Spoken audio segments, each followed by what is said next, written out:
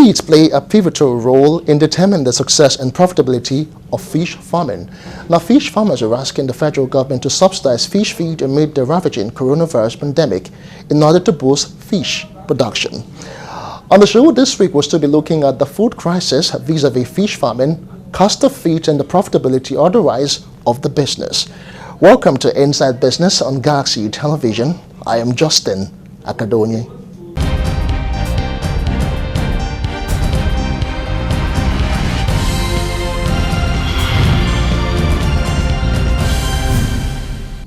Welcome back. A lot of stories made headlines during the week just as President Muhammadu Buhari is set to present the 2021 budget. Take a look.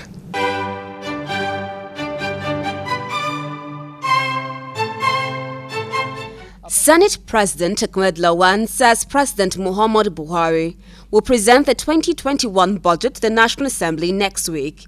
He said this in his welcome speech at the end of the executive session on Tuesday. The lawmakers resumed from the annual recess on Tuesday and proceeded into a closed-door session which lasted for over 90 minutes.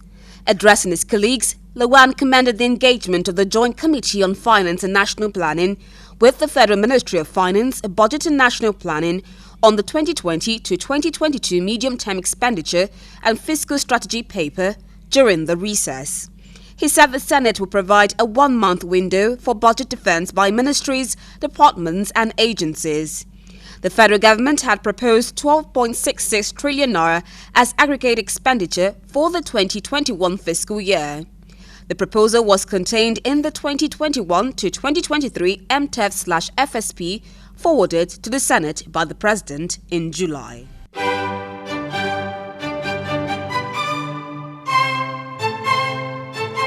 President Muhammadu Buhari has written to the House of Representatives to seek approval for the federal government to reimburse 5 states for constructing roads on its behalf. Speaker Femi Gbajabiamila read the presidential request at the opening of plenary on Tuesday. In the letter read by Gbajabiamila, Buhari sought approval of the reimbursement of 148.14 billion naira through the issuance of promissory notes to Bayelsa, Cross River, Ondo, Osun and River State governments for federal road projects executed by the states. Buhari noted that the Federal Executive Council at a meeting on June 3, 2020 approved the reimbursement. The Speaker also read Buhari's cover letter on the Petroleum Industry Bill, which was transmitted to the National Assembly during the lawmakers' 2-month annual recess.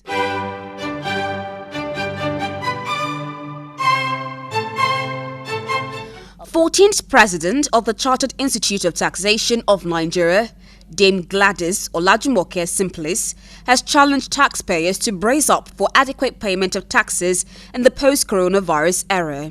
Simplice spoke in Songota, Ogun State, during the investiture and inauguration of the second chairman of CITN Ota District, Adeola Agbogunleri, and other executive members. The CITN president noted that government had rolled out some palliatives to cushion the effect of the pandemic on the economy, saying that citizens must reciprocate the gesture by prompt and adequate tax payment.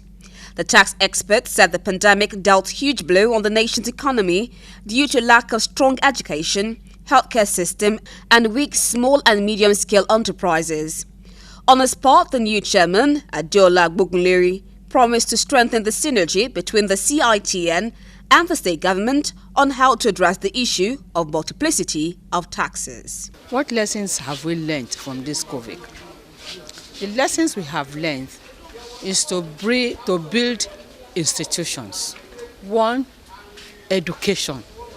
2, health.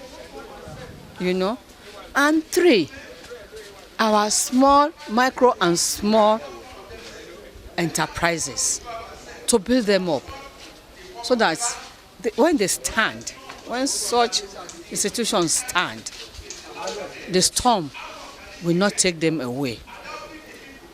A lot of giveaways have been given for tax purposes. Yes, it is good to give such at this time. But what we are saying is, even as government is giving a lot of these palliatives at this crisis time, citizens should realize that it is their duty after this COVID to pay the taxes adequately. Yeah, double taxation, it really affects the lower income earners. You see, when you see those people selling pure water, selling shoes, selling gala on the road, they tax them twice, thrice, 4 times. And we have a lot of high net worth individuals that refuse to disclose their income appropriately. Those are the people that patronize big stores, whereby they sell the phone, the wristwatch, shoes.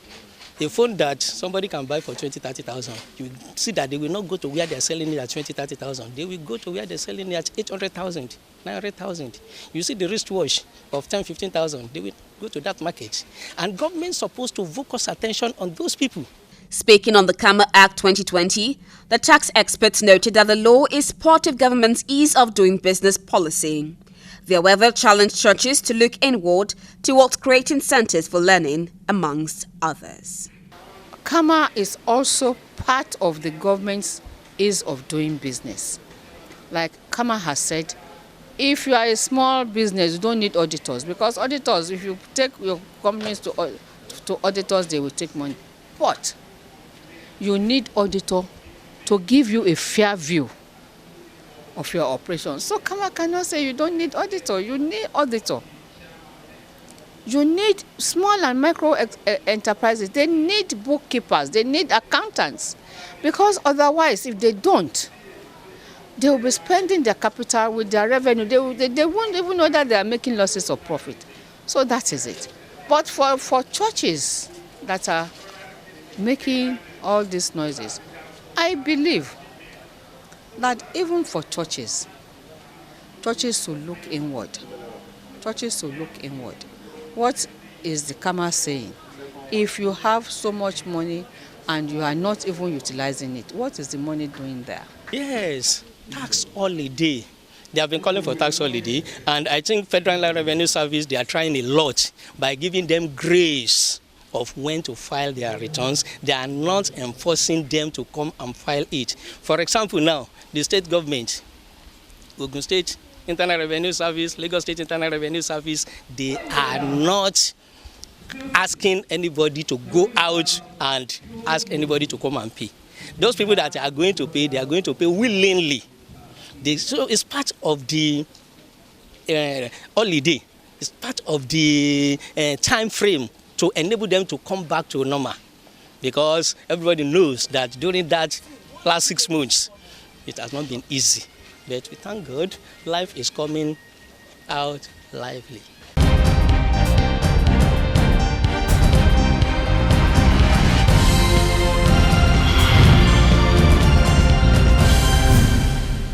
To a feature for this week, I spoke with some fish farmers just to understand the business and all it takes to get into it. First off, let's hear from Olumuyiwa Olukoga as he tells us his story into fish farming on Business 101. Enjoy.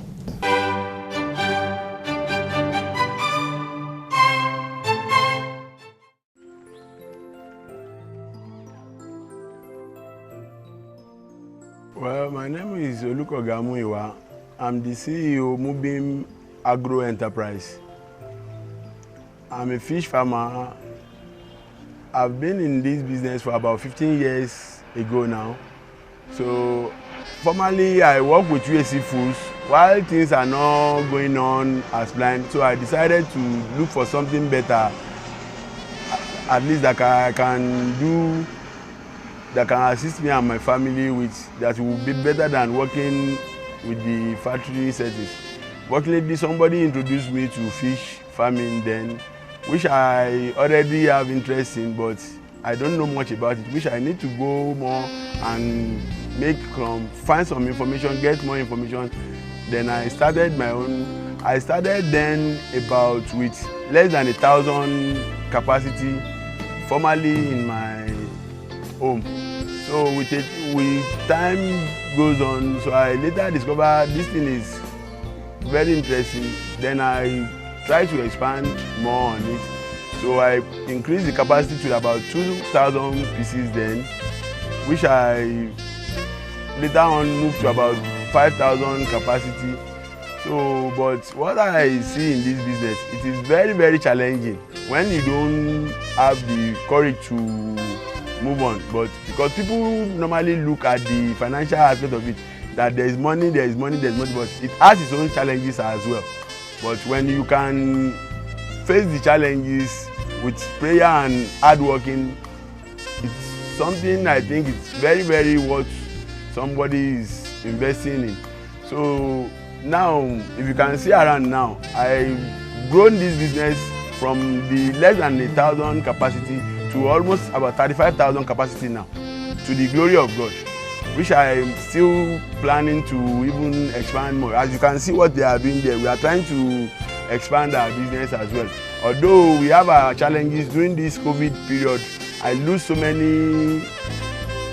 much of my capital, but that doesn't discourage me because I knew things will pick back immediately after the COVID. So I'm preparing to expand my business now after the COVID. So at least, because what the challenges we are facing in this business now, when your capacity is not that much, the turnover will be very, very low. So, but when your capacity is high, and if you have the financial capital to face whatever comes with it, at the end of it, at least you make your returns back good.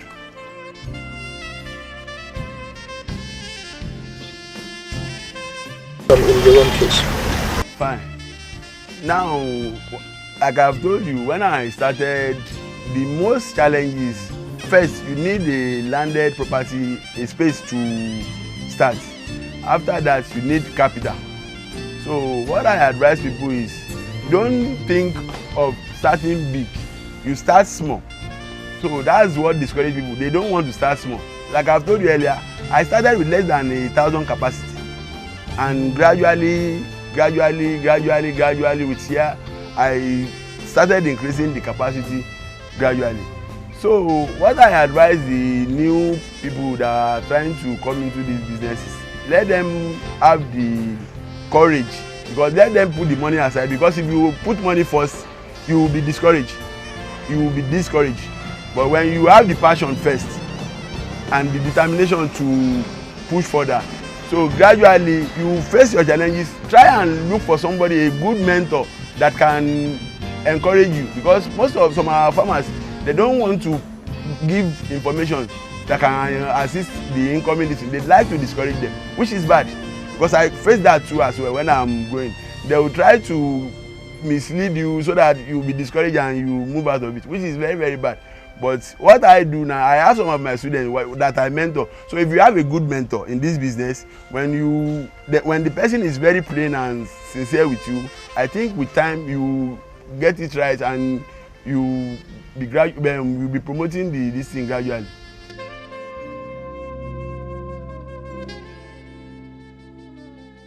Well, I've never, to the glory of God, I didn't have that bad experience. Although I have my own fair share of this thing, but not to the extent that my total fish die.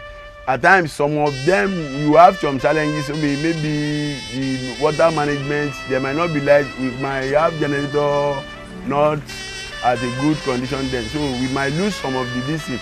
Although there are sometimes, about 3 years back now, when these Chinese people came into the business, they flooded the market with fish, so the price need to come down even below. We are selling them below our production cost.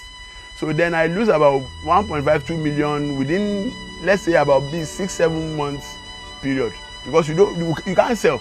So, and if you are willing to sell, you need to sell at the price those Chinese people are selling there, which means we are selling below our production cost. I lose my capital, not talk of my profit then too. So like other business, this fish farming too has its own challenges. What I would advise is, when those period comes, you take it that way, then you plan ahead. How can I move ahead with my business and all that? Like what I'm doing now there, I told you, during this COVID too, we have our challenges as well, because presently now, the material now are even going beyond what you can really plan, because now initially if we can budget that, okay, let's say for 1,000 fish now, initially we use about 350 400,000 to raise 1,000 fish, but presently now I think we are going to about 500,000 or even 550 to raise about 1,000 fish, which we are using about 300 400,000 for before. So now if you can expand your capacity, then at the end your turnover, when it is much, you recover your capital back when the production capacity is very huge. But when it is small, it will be somehow discouraging. But when you push harder and go more, then by God's grace you get to the point.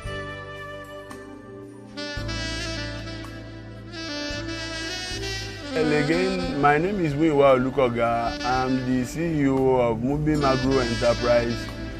I encourage our upcoming youth to come into agri-business. It's very, very lucrative, although it has its own challenges like any other business in the country. But I think it's the way to go for the new young the new generation to come in and tap into, because it's very, very lucrative and all that.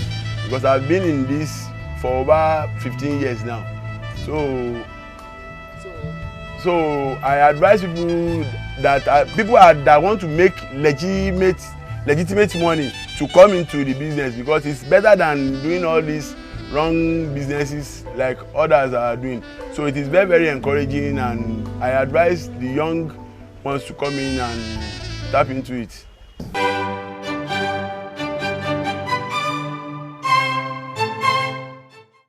I trust you were inspired by that piece.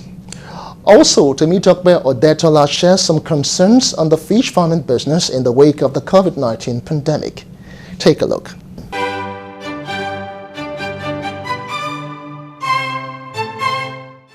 Well, thanks for joining us on Inside Business on Galaxy Television. Let's talk about the fish farming business and how it has been faring since the COVID-19 pandemic.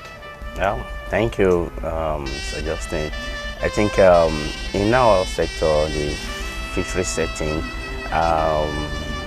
before the COVID, we've been complaining of cost of feeding, because when the federal government tried to want to discourage the importation, and we try to appeal to them that we are not producing enough here, so that to meet up with our demand in terms of feed of the fish.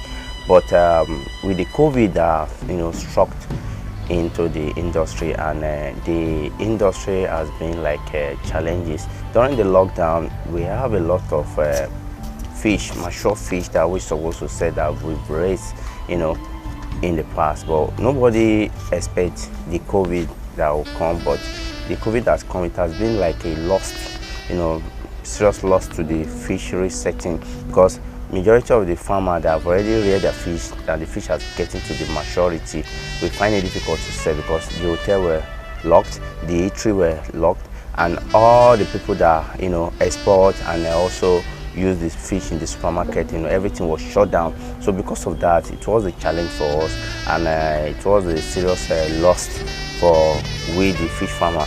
But we are still trying, for us that have a lot of passion for the fish farming, and they have a lot of investment. We cannot just quit because of the challenges. So we still want to feed our country, we still want to feed the people of Nigeria and Africa. So we are still in the business, we are struggling.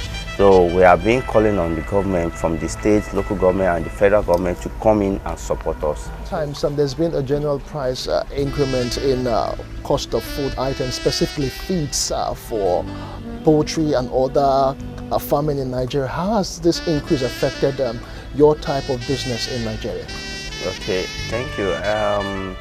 The price of the feed has gone up more than what we have before. In the past, we normally have the price of the feed, the imported one, we normally have it for 8,500, 8,700 per bag. that's from the smaller size.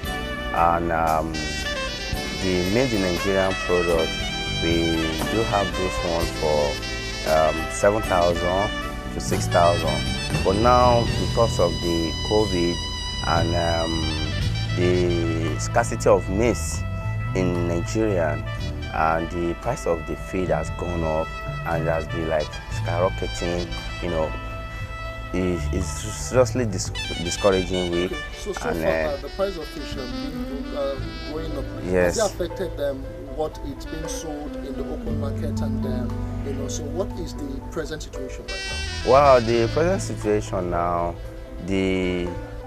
with the farmer, we are trying to struggle to see how we can come together and have a uniform price to see how we can sell our finished products, because the price we were selling before, now we have to change the price because of the cost of the feeding. So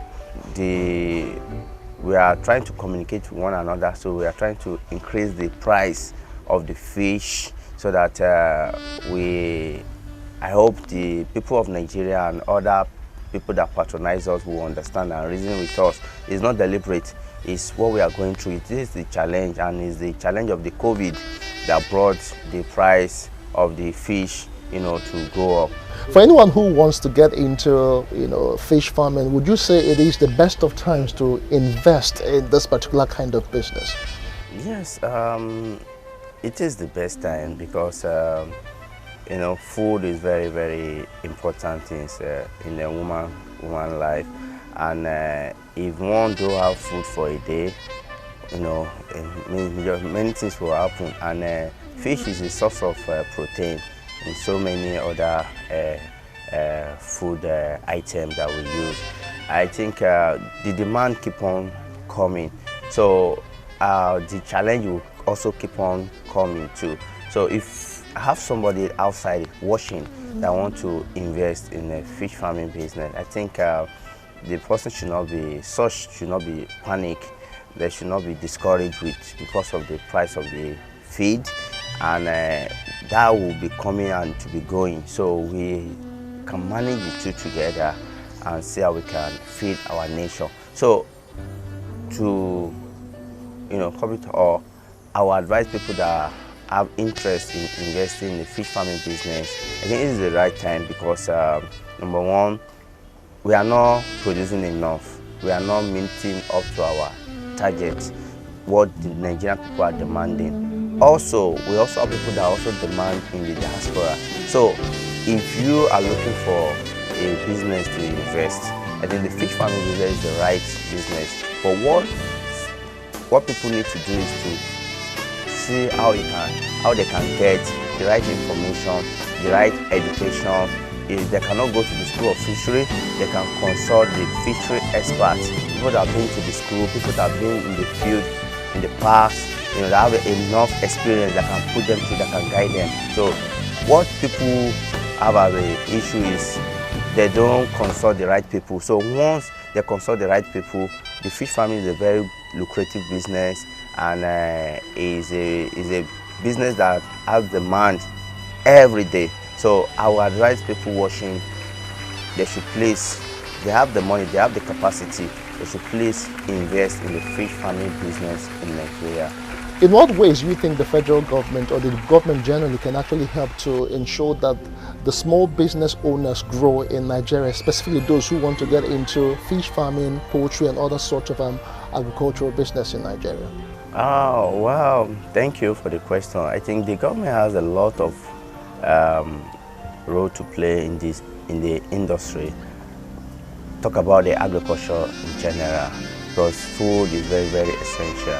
And if there is no food, there will be malnutrition. If there is no food, there will be crime. If there is no food, the rate of crime rate, it will be high. So the government needs to focus more on agriculture, most especially the Nigerian government, federal government, state and local government.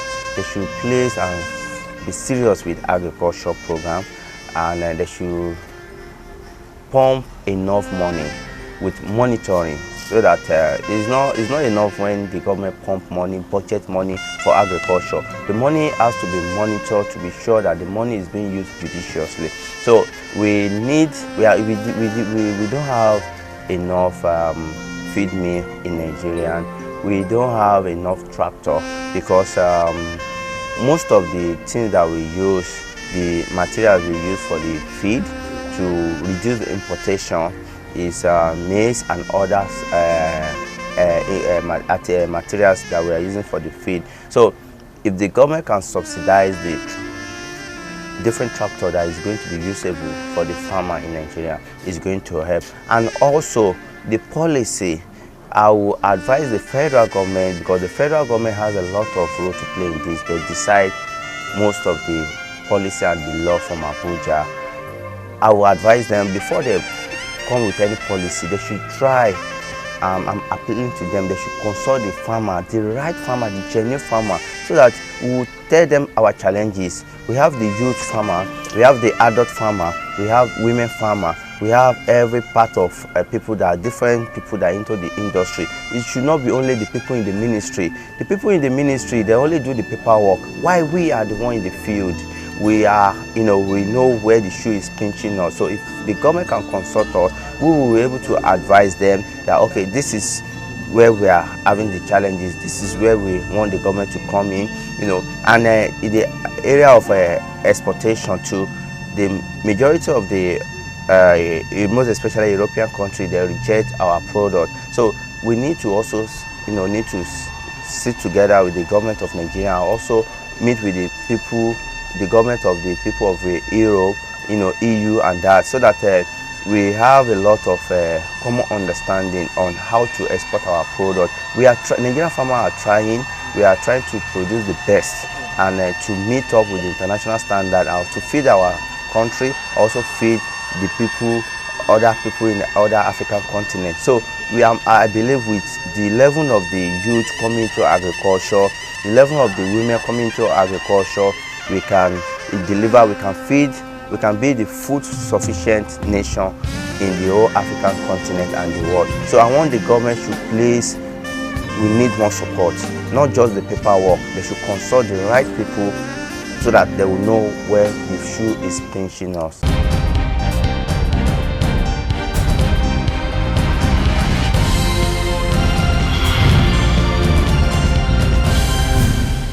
There has been so much debate about the rearing of catfish in Nigeria, especially in the area of feeding. Now, the cost of fish feed in the market has over time discouraged new farmers from continuing in the business. It is hoped that the federal government will look into some of these critical issues. And that's the size of the show for this week. I am Justin Academy. See you again next time.